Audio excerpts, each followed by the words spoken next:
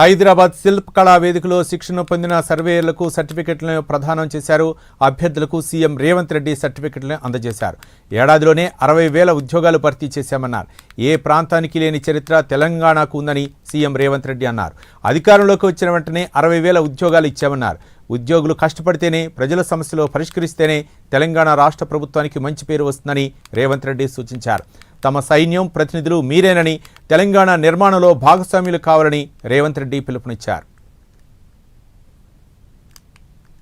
ఒక అభివృద్ధి చెందిన తెలంగాణ రాష్ట్రంగా, ఒక ఆదర్శవంతమైన తెలంగాణ రాష్ట్రంగా, దేశంలోనే మొదటి స్థానంలో నిలబెట్టే తెలంగాణ రాష్ట్రంగా తీర్చిదిద్దాలి అని మేమందరం ప్రయత్నం చేస్తున్నాం. అందుకే ఈనాడు తెలంగాణ యొక్క ప్రణాళికల్ని భవిష్యత్తు కోసం మనం రచించుకోవాలని తెలంగాణ రైజింగ్ 2047 అని ఒక విజన్ డాక్యుమెంట్ని తీసుకురాదలుచుకున్నాం. 2047 అని మీకు ఎందుకు అనుమానం రావచ్చు. ఈరోజు విజన్ డాక్యుమెంట్ను ప్రణాళిక చేస్తున్నాం. మీరందరూ మీ సలహాలు, సూచనలు ఇవ్వండి.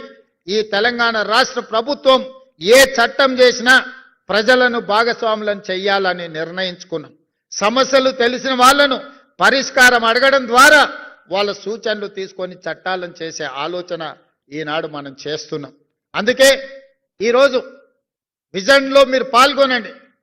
రాబోయే 2047కి 1 ట్రిలియన్, ఈరోజు 2034కి $1 ట్రిలియన్ ఎకానమీగా, 2047కి $3 ట్రిలియన్ ఎకానమీగా తెలంగాణ ఆర్థిక పరిస్థితి